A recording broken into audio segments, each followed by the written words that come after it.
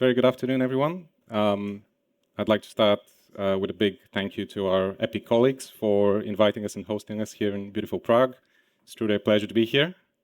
I've already seen some really cool talks earlier today. So particular highlight for me was the stuff that the guys at Vero were showing earlier. I don't know if any of them are here, but you should go and check it out if you missed it. But really impressive stuff at scale in the AEC environment, and I think what I'll show you today will hopefully complement this nicely through sort of a deeper dive on the data side of things. So I'd like to take you through a couple of AC use cases where we at Cityscape have deployed Unreal as the core tool to deliver insights and value to our clients through tackling, complex kind of data-driven problems. But first, some introductions. I'm an architect, so I have to talk about myself first. So Roman Dimov, and as I said in my previous life, I used to be a practicing architect, working mostly in CRE, residential education. Then for a time, I worked for a large, well-known multi-disc engineering consultancy, delivering BIM and information management, as well as a sprinkle of enterprise architecture. But the focus there was always sort of large government property portfolios and energy infrastructure, particularly new build nuclear. With the common theme being, these are multi-billion, decades-long, highly regulated, heavily information-dependent puzzles that need solving. And at this point, I was getting interested in the concept of digital twins, particularly in their ability to provide alignment and insight and consensus for decision-making for these sort of most complex of problems in our industry. I'm sure many of you who dabble in this field would agree that the future of AC is built on the back of the concept of digital twins, whatever the definition you follow, and we're not going to open that kind of worms. But I myself came around to this belief, which led me to joining Cityscape, where we're in the business of realizing this future of the real estate industry, heavily relying on Unreal to do so. So who are we? We're a leading digital real estate consultancy at the forefront of revolutionizing the design, sale, and asset management of residential and commercial developments. We've got an industry-leading production capabilities in-house using the latest digital technologies. Unreal is a huge component of that. And we create transformative experiential environments and push the boundaries of real estate innovation. We've been doing this for a while, and in fact, we've been supported by EPIC for many, many years now, I believe since 2008. So that makes it over 15 years since we've started recognizing the potential of Unreal. We're a 50-strong studio based in London, near London Bridge, and we collaborate with developers and asset managers to unlock their commercial goals through cutting-edge digital solutions. We're aggressively client-focused, and by understanding our clients' unique business objectives, I work alongside them to design bespoke strategies that maximize their potential and deliver commercial success. And bespoke is the key word here. Many of our clients turn to us when they need innovation urgently, but also a clear and direct ROI path from day one. And we're experts in what I would call inelegant advancement at speed. and this is something that is highly valued by our clients. And in fact, I think both of the use cases that I'll show you are really good examples of it. So we utilize emerging technologies such as VR, AR, interactive visualizations to showcase properties in new and exciting ways. And in these immersive experiences, enhance the sale process and elevate the brand's presence in the market across the globe. You can see we work with the best, and we're trusted by some fairly iconic and recognizable public and private entities. And lastly, some exciting numbers. As I mentioned earlier, we've been creating a great volume of digital real estate over the past 15 years, huge portion of it powered by Unreal.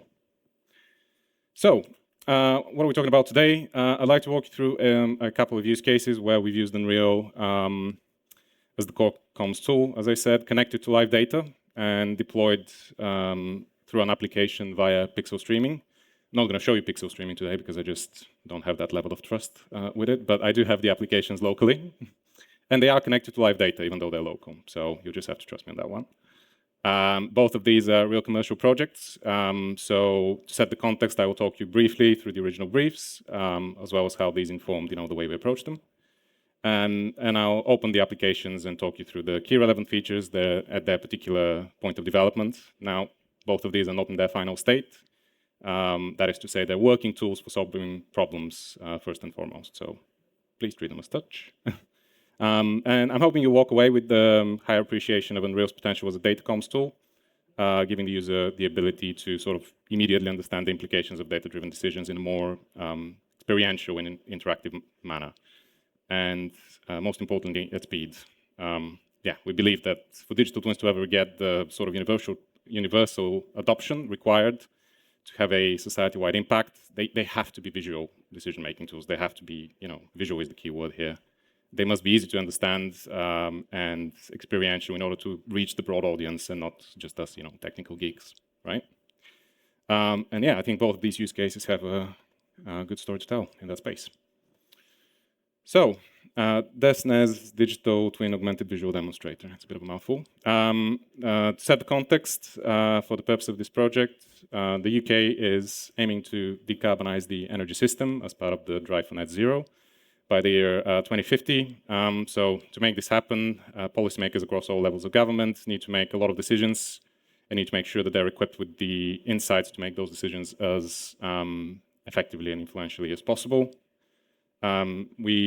With the amount of information about the built environment under the control of some digital system increasing exponentially, so do the valuable data streams being created alongside it. So the purpose of this demonstrator project was to investigate the use case of decarbonizing the UK residential stock, with the focus being on making it easier for policymakers to understand how uncertainty plays a part in the modeling predictions, as well as presenting the results in an easy to understand visual way, again, because they need to present to their local stakeholders. So Energy Systems reached out to us through a recommendation from Epic to vision this communication approach and interactive application prototype. Shout out to Rob Harrison and his team for supporting us here and making this happen. We did an initial round of visioning, and we then further developed the tool with our colleagues from the Fraser Nash Consultancy, who provided the sort of heavy data science in the background, as well as the ESC team themselves, who lended us their internal expertise. And as I said, this was then deployed via pixel streaming and then user tested to assess the priorities for development on the next round. Thought I'd flash this up momentarily just to give you a glimpse of how we practice this aforementioned inelegant progress at speed. So it's this is a very typical thing that we do when we work with our clients. So you see we'll have the, I don't know if you can see that, yep.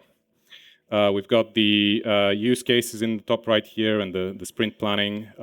Started from meeting one when we met the client, who was actually writing on their walls. They have this sort of walls that are whiteboardable, or at least I hope so. Nobody stopped us, so maybe it's still on their walls now.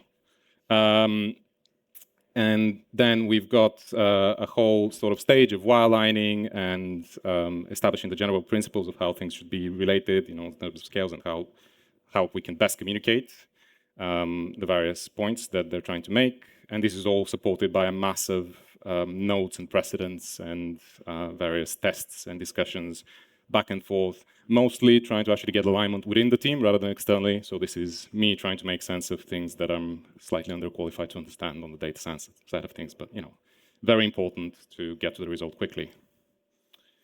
So lastly, before we jump into the demo itself, just a quick overview of the key goals for this particular piece. We wanted to find a way, first and foremost, to illustrate the level of confidence in the outcomes and be able to sort of sift and filter through accordingly. We obviously needed to have the ability to compare options. If you're trying to find the best option, you need to sort of continuously test your hypothesis. We needed to understand the logic of the outputs. So it is all well and good that the model tells you something, including how confident you can be in the outputs. But it's just as important to understand how it's arriving at this conclusion at sort of the highest level. So this is any policymaker, any career politician will tell you, 100% need this for accountability purposes. And lastly, again, as we said, it all needs to be connected in a visually immediate way so that it can be used as a comms tool. So at the top level here, we've got these sort of policy levers that we, at the current point in time are kind of simplified, so, but you can imagine these are basically sliders. You will note that cost is been consciously removed from this, so it's not showing any pound signs, it's just showing sort of intensity of investment or prioritization of the various groupings of technologies. So in mass electrification, you're talking about, you know, number of solar panels and heat pumps and thermal comfort. You're talking about insulated houses, which again come with the heat pumps. So it's not singular technologies, it's groupings that have their logic to them. So let's just do a couple of options here, and then I'll explain how this works in the background. So I'm just gonna do this, click simulate. And before I show you the rest of the app, I'm just going to explain how this works. So the data is based on something called the National Buildings Model, which is basically a massive government database that holds information about a big majority of the UK residential stock with various degrees of completion. This is, you know, all tens of millions of them. So this includes things like year build, EPC ratings, heating type, so on and so forth. This then has a two-way communication with a probabilistic graphical model or a Bayesian network that compiles basically slices, which are then required to power the visual demonstrator on demand. So these are basically JSON files that we exchange with the network on demand. So when I'm pressing these scenarios, sends a request, I get a JSON file that basically powers everything behind it. But I get it for the entire UK. So every local authority, you know, it's a chunky file, but we have tested it in principle and it works live. The graphical model is where obviously all the heavy data science happens, which I must admit is not my domain, but in principle, the model is made up of edges and nodes, and each node contains the uncertainty based on the lack of information, real-world complexity, and messiness. So this is a gross oversimplification in terms of how it works. But it's not too dissimilar on how, you know, weather prediction models work, right? The key point here is that it gives us speed, as well as the ability to not just show what we think is the best outcome, but how confident we are in it. And it allows us to query a massive data set much quicker than you would otherwise be able to do. Okay, so back to this. So just to talk you through what we've got here. So we've got the impact tab on top here. You have pretty standard things that you would find in any sort of dashboard. So this is just the comparison in terms of impact for the various groupings on the policy that we've done between option 1 and option 2. CO2 emissions, again, reducing over time. With the probabilistic model now, we can do a median probability around when we can hit the target dates. As you can see, because our data set is not very complete, we're getting a pretty loose idea of where it is. It's somewhere between, you know, 2050 and 2070, maybe. We also have things that are a bit more in the numbers in terms of, you know, overall, you know, properties, having solar panels installed, properties with heat pumps, amount of wall insulation, so on and so forth. All of this is tied by this timeline at the bottom, which allows us to see, you know, the outcomes in a sort of interactive way. We can filter by the different technologies, and then we can have this sort of confidence filter here again, which allows us to focus on specific things. So we can focus on things that have high impact and we're fairly confident in those outcomes. And there's some surprising results that happen here all the time. So we gain, for instance, confidence around 2050. And I'll show you how the simplified model works in the background in a minute. We also have a regional view. So this is doing more or less the same thing, except at the local authority level. We've only done one here, but the idea is that it's going to be like a postcode search type of thing. And we also have something that we've called the progress chart. So this is this helps us interrogate the impact of the illustrated scenarios, but in even more detail and map sort of the quantum of carbon reductions across all the local authorities. So we have all 370 of them or so down here. And again, this we can look at this kind of as a projection over time between the two policies. So again, you get the various results, and we can query them to the carbon emissions. So again, you can see that we can see this evolving over time. Yeah, as I was saying, this gives us the ability to illustrate the individual impacts of the various areas and their own individual targets on an XY canvas where you have confidence on the Y-axis, progress on the X-axis, and then the size of the bubbles is effectively the carbon footprint. Okay. Another tool in our arsenal is the outcome logic. So this basically illustrates the distribution of contribution to the overall carbon emissions calculation for each policy scenario. So what it is this is effectively a representation of the Bayesian network calculation. You've got inputs, which are these. These are the data sets that are being used, and then calculation points, which explain what is being measured. And then, again, this is something that evolves over time. So you'll see that the opacity changes of the various nodes, which is how intensely the individual nodes contribute. And then you have the critical paths in terms of what contributes most to the overall outcome at the end, which is the overall CO2 emissions. Now, at this point, you're probably thinking to yourself, surely you can do this in Tableau. And you're not wrong. But where we come to the real interesting part is how we chain this together as a communication tool. So if you take a step back for a moment and put yourselves in the shoes of the target user, like you're a policymaker, the main aim here is to communicate the practical reality of the proposed policy impact for your individual area, your constituents, right? That's what's relevant to them. And this presents multiple challenges to how you design something like this. On the one hand, right, you have the drive for realism. So in order to answer the question, okay, the data makes sense, but what does it actually mean on the ground? What does it look like on my street? You know, reality may not always be your friend. Okay, and this is interesting in the sense that let's say that the model tells you that by the year 2040, 40% of houses need to be insulated, something like that, right? If you were to represent this realistically and have a conversation with your local constituents, you're starting to get into conversations like, wait, so why is my house not getting insulated and my neighbor's is, right? And this is not really the point. The point that you're trying to get across is that our built environment will have to change. It will have to evolve if we're going to make any dent in these massive aspirations that we've got with regards to net zero. There's also the whole realm of GDPR, with regards to individually identifiable information. And there's also the issue of scalability. I mean, technologies are emerging, but there is nothing that quite fits the bill for what we're trying to do here, at least at the time that we were developing this.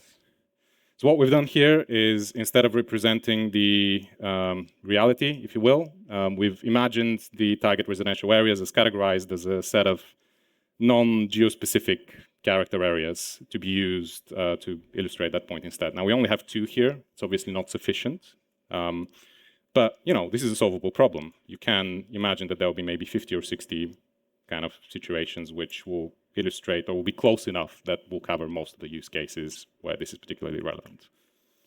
At the moment, we just have the sort of suburban 1960s semis and detached houses situation and the sort of urban center, Victorian heritage sort of stuff.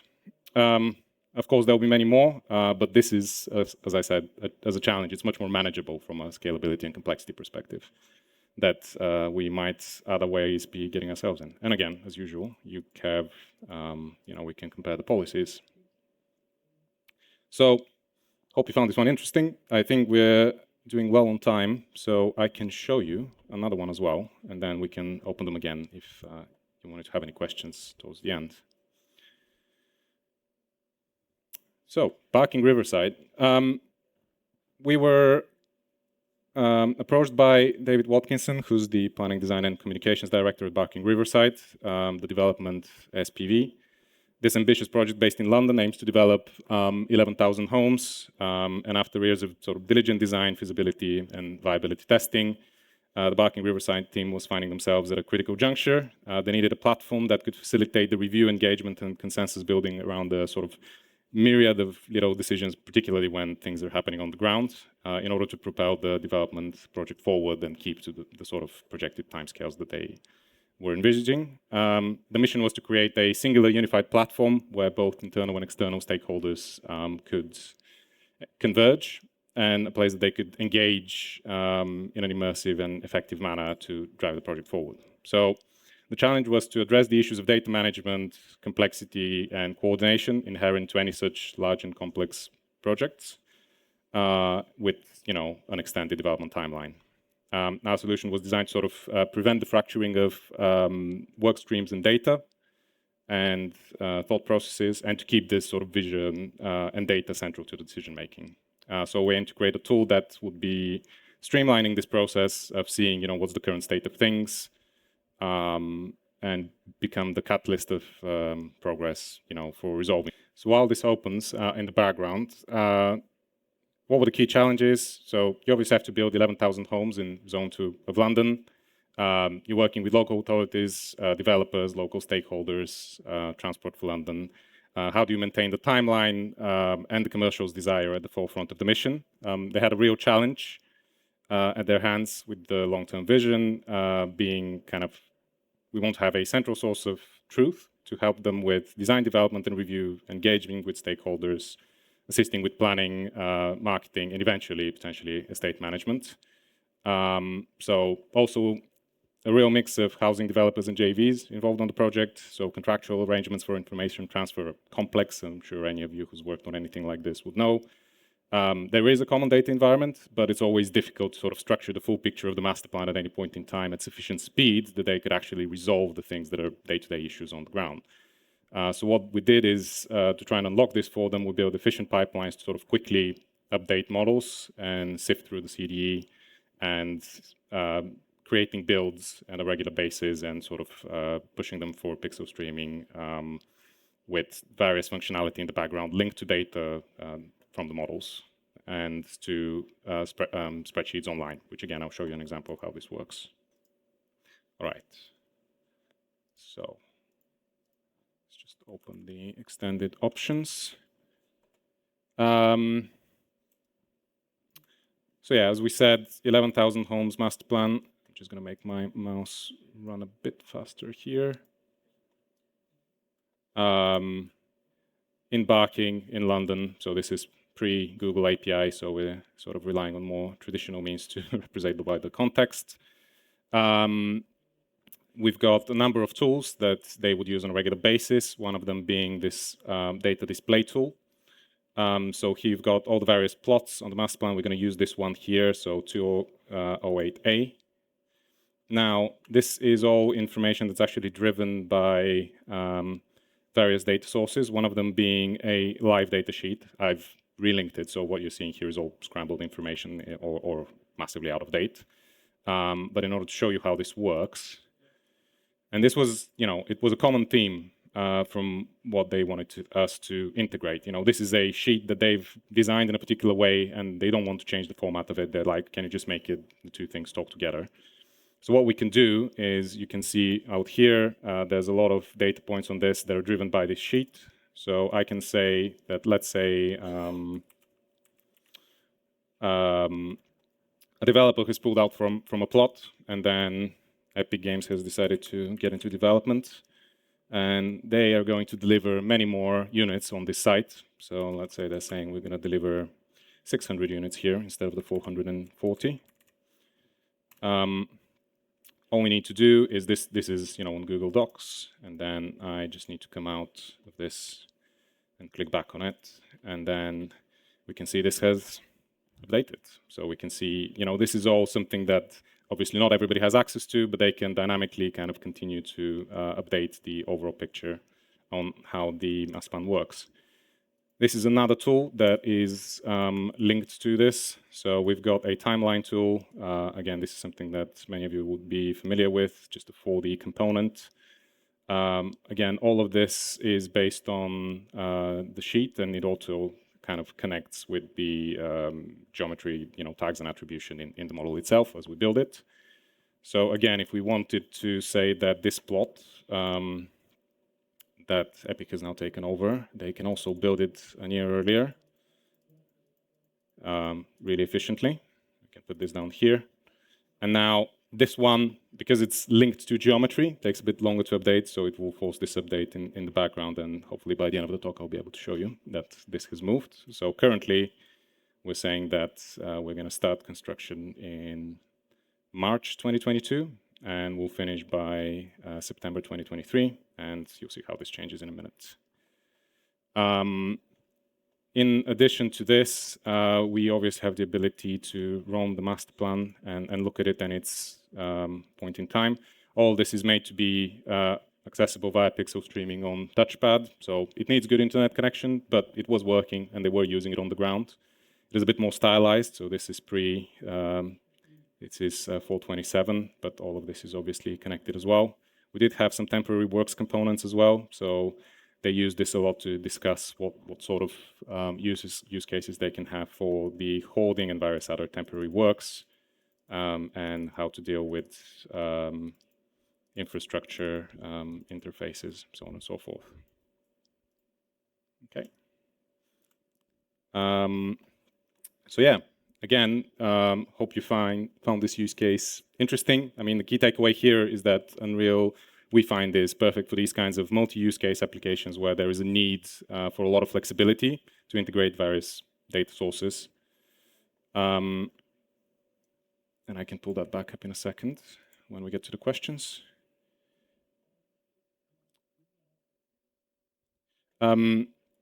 So obviously, I only had about 30 minutes with you today, and before we get into the questions, I wanted to just share with you kind of a quick show reel of some of the other cool work that we do in this space. Simon made me very self-conscious earlier today in his talk, so I'm a bit worried I haven't shown you enough visual candy. So I'm just going to play this.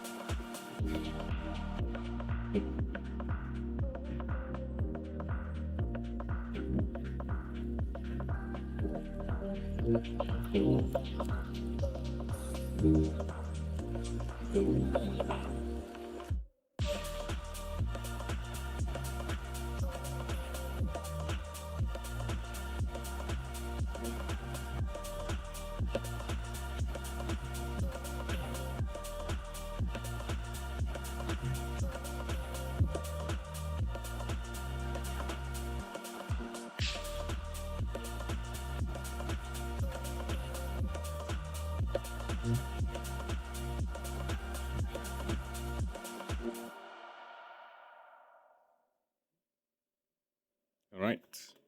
So yeah, I suppose in summary, we're seeing a lot of these, more and more of these technical challenges creating opportunity space for connecting traditional visualization work, the stuff we usually do, with data. We see this as a big part of the digital twins future, with Unreal being, at least in our opinion, sort of the best place tool for the job in many instances. Yeah. I think that's it for me.